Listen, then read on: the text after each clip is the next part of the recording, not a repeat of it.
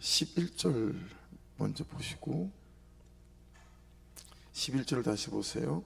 후에 그들의 뜻이 변하여 자유를 주었던 노비를 끌어다가 복종시켜 다시 노비로 삼았더라.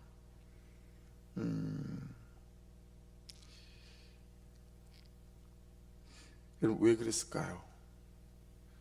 그게 보시면 9절에 보십시오. 그 계약은 사람마다 각기 히브리 남녀 노비를 놓아 자유롭게 하고 그의 동족 유다인을 종으로 삼지 못하게 했다 그랬죠. 그랬는데 그렇게 하는 것 같더니 그들의 뜻이 변했어요. 그래서 자유를 주었던 동족 유대인들을 끌어다가 힘 있는 자들이, 돈 있는 자들이 다시 복종시켜 노비로 삼았대요. 16절을 보십시오. 너희가 돌이켜 내 이름을 더럽히고 각기 놓아 그들의 마음대로 자유롭게 하였던 노비를 끌어다가 다시 너희에게 복종시켜 너희의 노비로 삼았더라. 왜 그랬을까요? 여러분 현실 때문이었겠죠. 현재 때문이었겠죠. 왜냐하면 여러분 이게 노동력이잖아요. 경제와 직결되고 수입과 직결되어지는. 그래서 이 당대에는 자녀가 많은 것이 하나님의 굉장한 축복으로 여겼죠.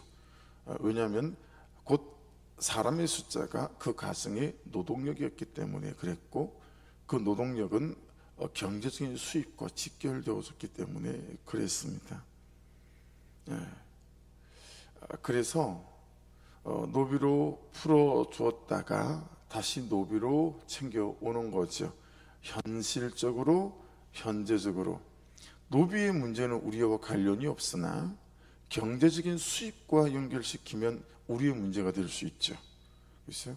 여러분과 저, 우리의 사회생활과 현재와 현실 속에서 이 경제활동, 수입과 직결되어지는 부분에 있어서 하나님께서 말씀하시는 것과 위배되어지는 것들이 어떤 것들이 있나. 단지 이것은 경제적 수입을 떠나서 다른 여러 부분하고도 연결 지을 수 있습니다. 자, 근데 이제 여기서 여러분 한 가지 전체 말씀을 아우를 수 있는 한 가지 이제 생각을 하고 말씀을 묵상을 해야 되는 것들이 그런 거죠. 이 세상을 누가 통치하는 거죠? 이 세상의 주인이 누구신 거죠? 여러분 성도들을 가만 보면서 이렇게 느끼는 바가 어떤 게 있냐면, 일제시대 때 독립운동 하듯이 신앙생활을 하는 경우가 많은 것 같아요. 그러니까 우리나라 임금이 없어졌어요. 그죠? 그리고 총독부가 세워졌어요. 그리고 일본의 총독이 와서 이제 조선을 하는 거죠. 그러니까 통치하는 사람이 이제는 일본 사람인 거예요. 그러니까 그 밑에서 독립운동하는 분들이 얼마나 큰 고초를 겪었는지 아시죠?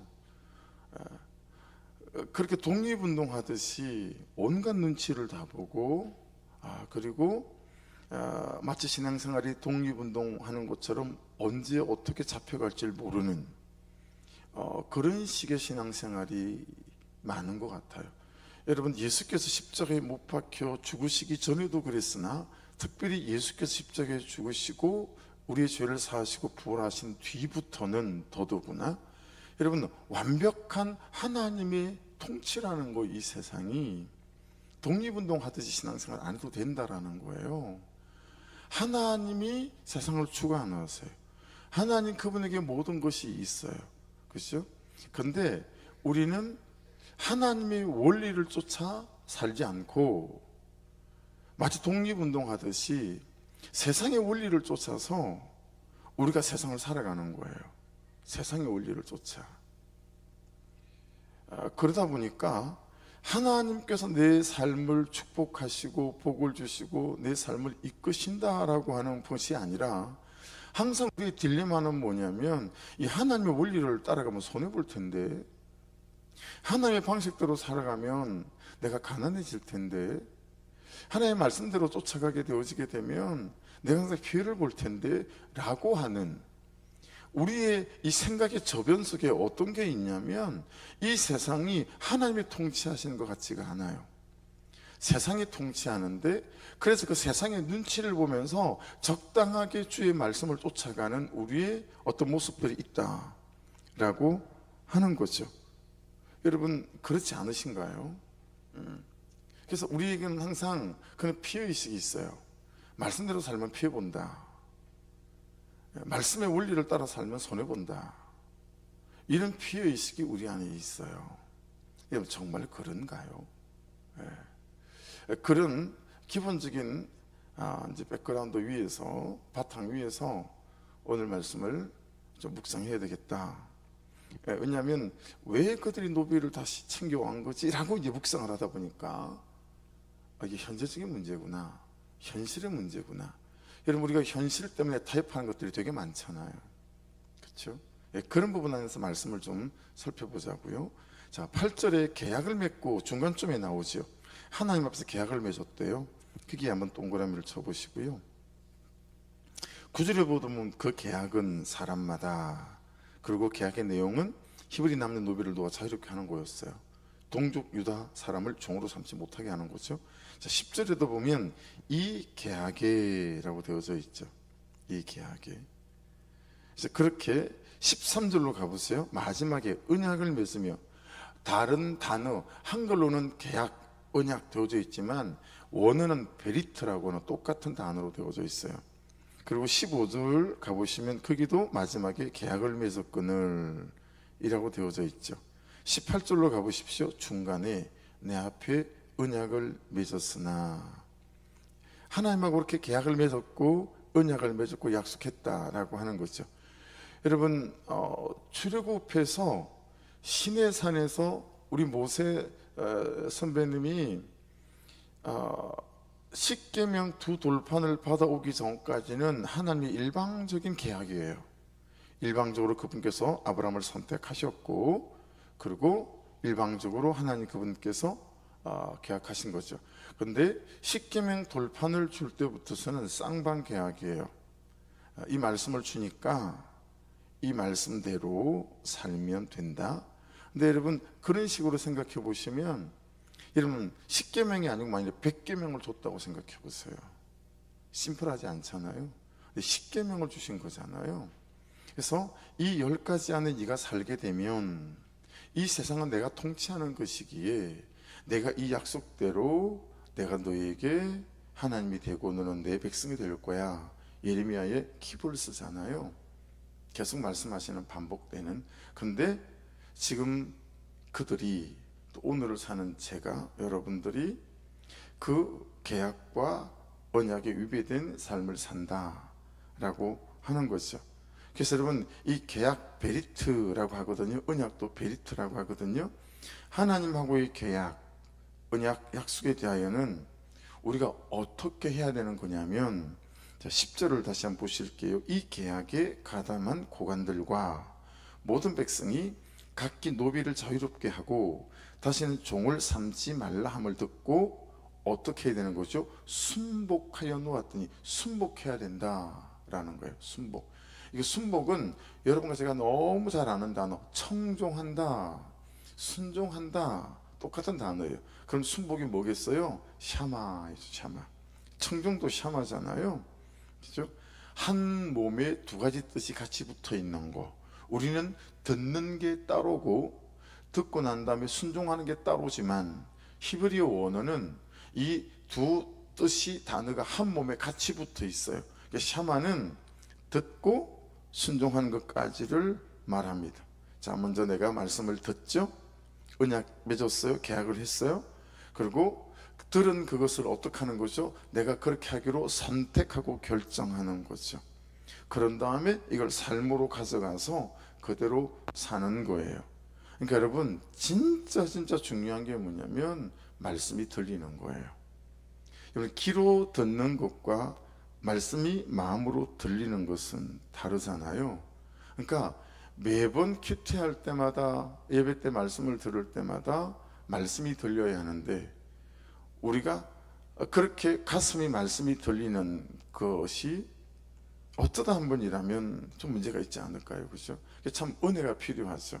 그리고 그런 기도가 필요. 하나님, 말씀을 읽을 때마다, 큐티할 때마다, 들을 때마다 말씀이 들리게 도와주십시오 라고 하는 것이죠.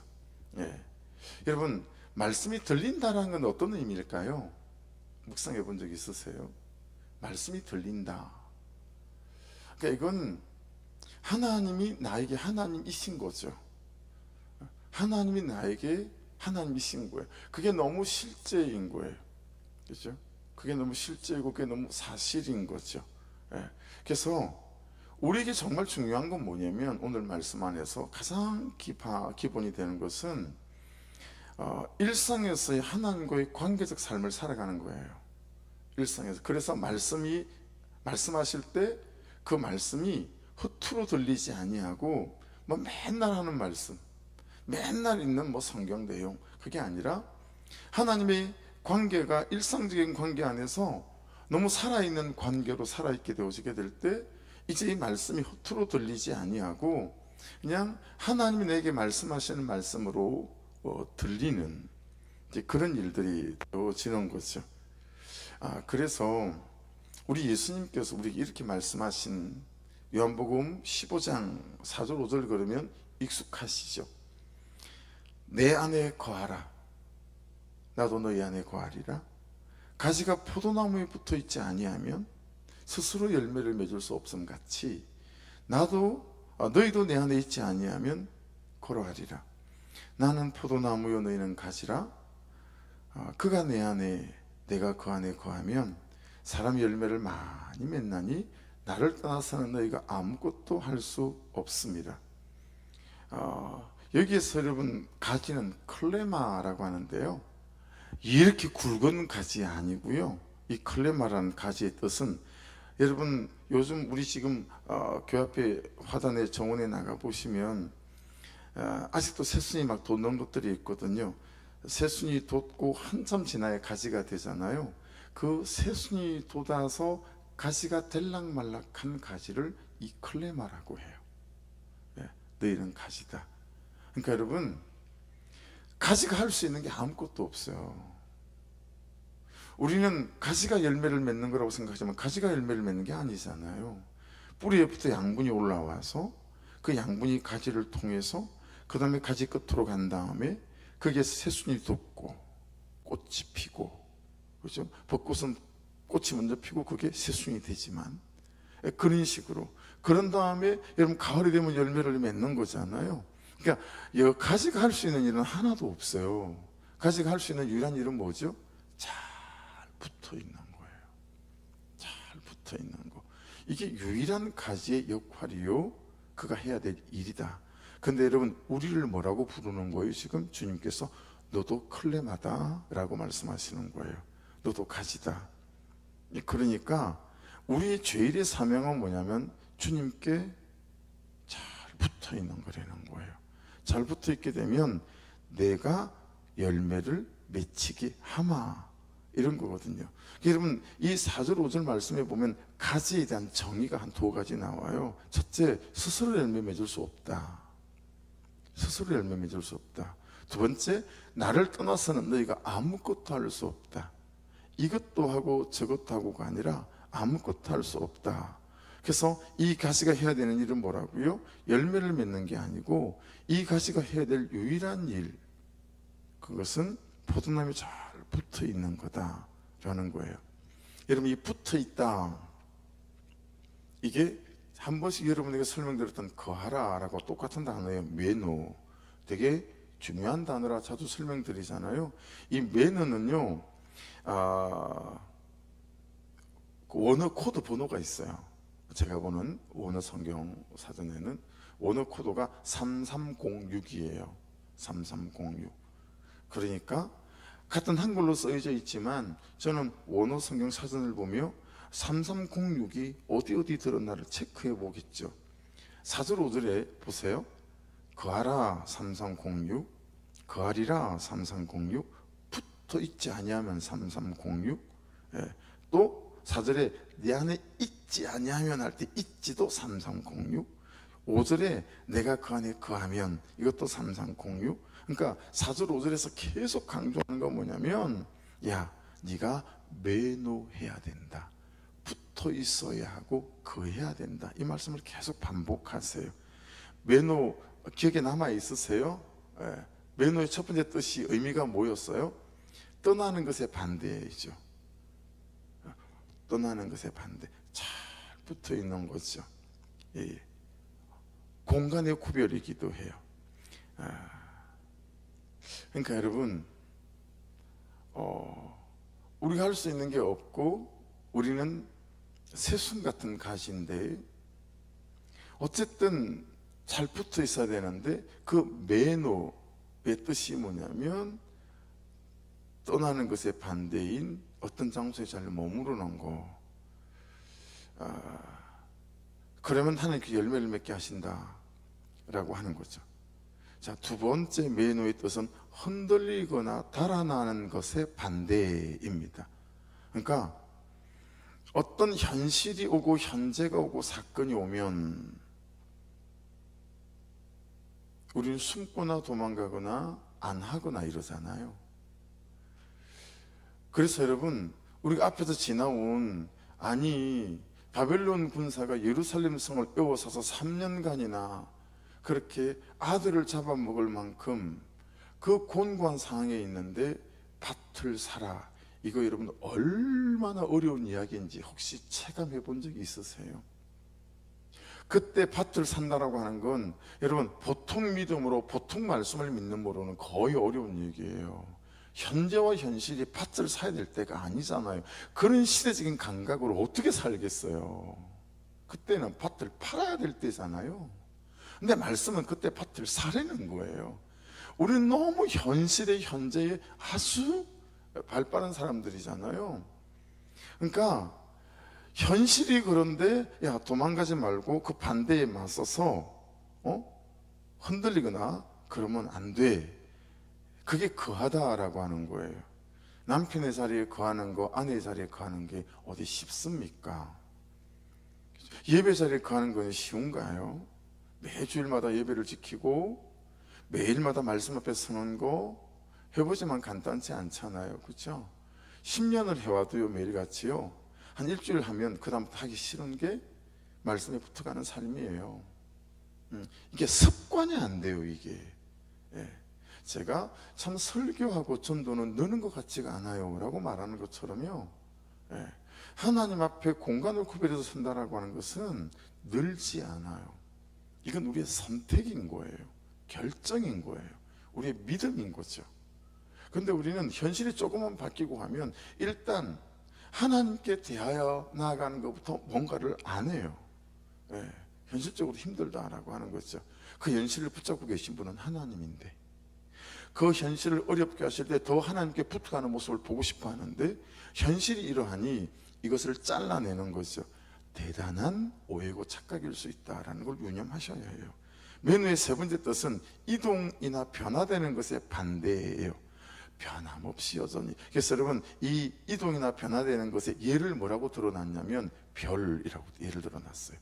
여러분, 별이 오늘 아침에는 여기 있다가 별자리가, 여러분 내일 아침에는 저기 있고, 별이 감정이 상한 거예요. 아씨, 오늘 날씨도 꿀꿀한데 나 저쪽 갈래. 저쪽 가서 붙어 있고, 예. 그 다음에 이제 봄이 됐으니까 나 저쪽으로 갈래. 별이 막 별자리가 이사를 다니는 거예요. 그런 법 없잖아요. 매노, 거하다라고 하는 건 그런 거예요. 어떤 일이 있어도, 감정에 어떤 부분이 있어도, 물론 여러분 감정이 그렇게 되어지니까, 저도 아침 8시 와서 여기 앉으면 어떤 때는 그냥 기도하다 말고 그냥 들어 놓는 때도 있어요. 그럼 얼마나 시간이 잘 가는지. 그럴 수는 있죠. 근데 여기 앉아서 딴짓을 하더라도 이 자리를 지키려고 애를 쓰는 거예요. 여기 쓰레기를 줍더라도 그 시간을 지키려고 애를 쓰는 거죠. 왜냐하면 그게 나를 살리는 거니까. 붙어 있으라. 마지막 맨 위에 거하라의 네 번째 뜻은 소멸되는 것에 반대 이런 뜻인데 어떤 뜻이냐면 계속 흐르게 하다라는 거예요. 여러분 계속 전기에 불이 나오려면 전기가 흘러야 되잖아요. 전기가 흐르면 어떻게 해야 되죠? 코드가 잘 꽂혀 있어야 되겠죠. 그런 의미예요. 항상 내가 하나님이라고 하는 코드에 잘 연결되어져 있나라고 하는 거죠. 그래서 요한복음 25장 5절 말씀해 보시면 내가 그 안에 거하면 사람이 열매를 많이 맺나니. 자 보세요. 우리라는 존재와 나라고 하는 사람의 삶의 핵심은 뭐냐면 하나님께서 내 안에 계시는 거라는 거예요. 다시 말씀 드릴게요. 내가 그 안에 거하면 사람이 열매를 많이 맺나니. 여기 여러분의 이름을 넣으면 돼요. 내가, 그렇죠? 너희 안에 거하면. 우리 존재와 삶의 핵심은 뭐냐면 하나님께서 내 안에 계시게 하는 거예요. 할렐루야. 근데 말씀은 순서를 이렇게 말씀하세요. 4절입니다. 요한복음 15장. 내 안에 거하라 나도 너희 안에 거하리라. 순서를 이렇게 하나님께서 배치를 해놨어요. 그러니 여러분 보세요.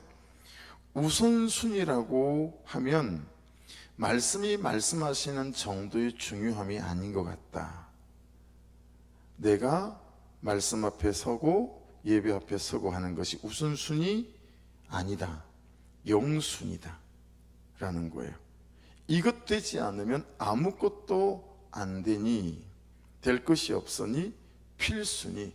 오늘 새벽에 만들어 본 단어예요. 필수니. 이것부터 해야 되는 거예요. 이것은 필수라는 거예요. 선택이 아니라는 거예요. 여러분 우선순위 선택이잖아요. 아니 선택 아니 영순이다. 이것부터 하는. 근데 이건 필수니다. 이건 필수인 거예요. 이게 필수인 거예요. 여러분 다시 말씀드립니다. 우리 존재와 우리의 삶의 핵심은 하나님께서 내 안에 계시는 거예요. 그래서 저는 성령 충만을 어떻게 저는 해석하죠? 살아계신 하나님이 살아계신 하나님으로 여기 살아계신 게 성령 충만이다. 그게 저의 해석이죠. 그래서 여러분 오늘 말씀에서는 다시 한 번 더 우리의 삶의 세팅을 점검해야 됩니다. 나의 시간 세팅을 점검해야 합니다. 그래서 가장 컨디션이 좋은 그런 시간에 내가 어떻게 하나님하고 교제할 수 있을까? 그래서 하나님이 어떻게 내 안에 흐르게 만들 수 있을까? 라고 하는 거죠. 하나님하고의 계약, 언약, 약속에 대해서는 우리가 어떻게 해야 되는 거냐? 첫 번째가 그래서 순복하는 것이 샤마. 11절에 가면요 그들의 뜻이 변하지 않게 해야 된다.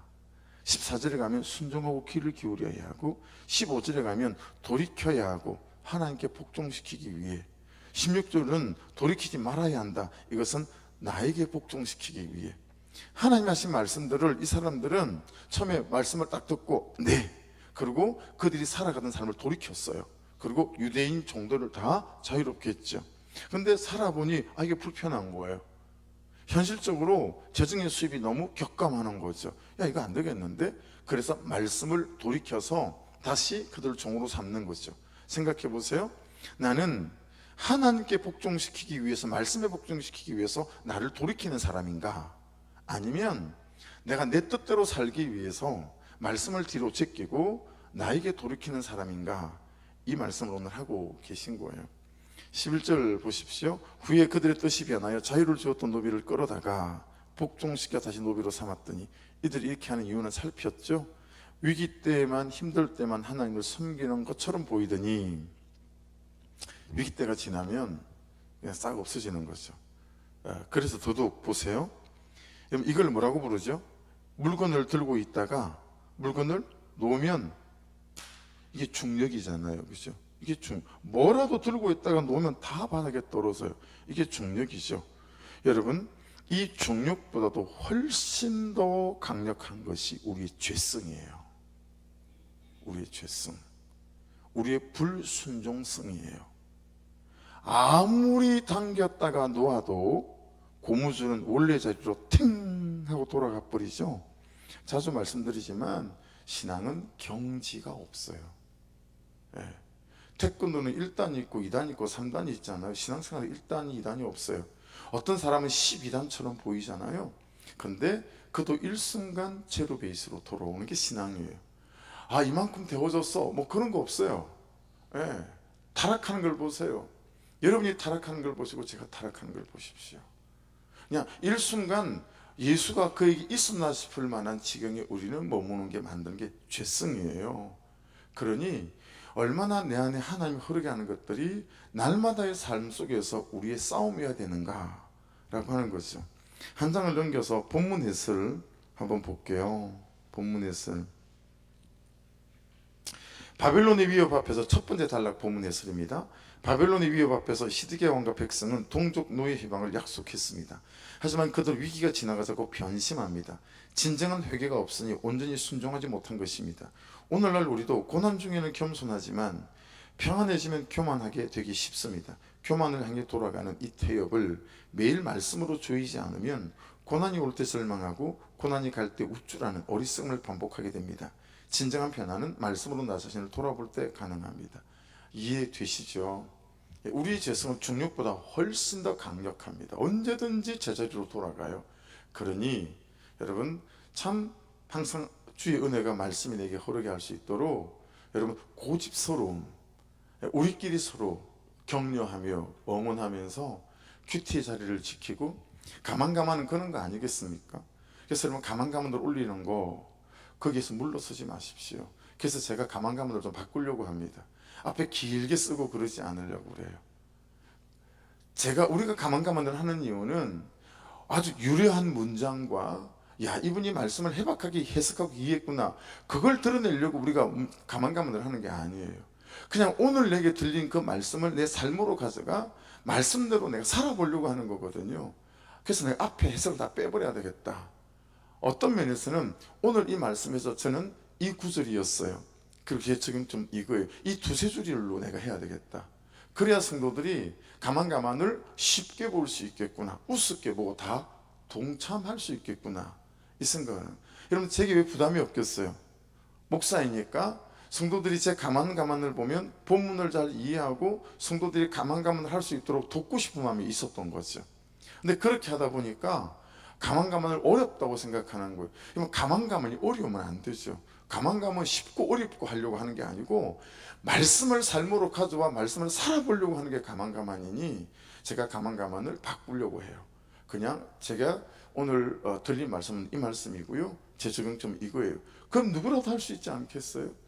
여러분 거기에 우리의 주안점이 있는 거지 다른 데 주안점이 있지 않아요. 예. 초등학교를 나온 사람들이라도, 초등학교를 야간으로 나온 사람들이라도 할렐루야 할 수 있는 가만. 여러분 그렇게 올리세요. 저도 그렇게 올려볼게요. 예. 우리가 그게 핵심이 있는 거니까요. 예. 16절 보고 지나가죠. 너희가 돌이켜 내 이름을 더럽히고 각기 너와 그들의 마음대로 자유롭게 했던 노비를 끌어다가 다시 너에게 복종시켜 너희 노비로 삼았도다. 그러니까 여러분 이거 지금 동족인 유다 사람들을 노비로 삼지 말아라, 이거 사회보장제도가 아니라는 거예요. 예.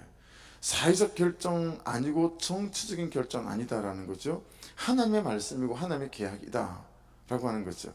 그러니까 여러분 하나님의 말씀이고 하나님과의 계약이라고 하는 말은 어떤 거예요? 내 판단과 내 상황이 개입할 수 있다 없다? 개입할 수 없다라는 거죠. 그러니까 여러분 자꾸 신앙생활을 현실과 내 상황에 비추어서 해야 되고 말아야 되고 이런 수준으로 끌고 가지 말아야 된다라고 하는 것입니다.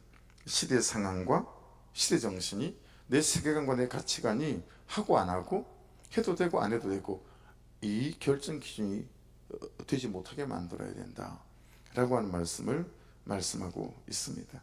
아무쪼록 여러분 오늘 말씀 안에서도 우리가 어떻게 변심하고 있는지를 말씀하고 있고 우리의 죄성은 얼마나 현실에 비추어서 중력보다도 더한 그런 죄성을 갖고 있기에 참 내가 하나님 그분 안에 거하기 위하여 우리의 삶의 세팅이 어떻게 되어서야 되는지, 절대로 독립군처럼 신앙생활 하지 말고 이미 이 땅은 하나님의 통치 아래 있는 곳이기에 그분의 말씀을 돌아가는 백성들에게 가장 좋은 삶의 결론들이 있다라는 것을 믿고 여러분 이 신앙의 걸음을 잘 걸어갈 수 있기를 주의 이름으로 축복합니다. 말씀 붙잡고 우리 주여 한번 부르고 기도하시면서 꼭 놓지 마시고, 이번부터는 여러분 청장년 좀 캠프를 위해서 기도해 주십시오.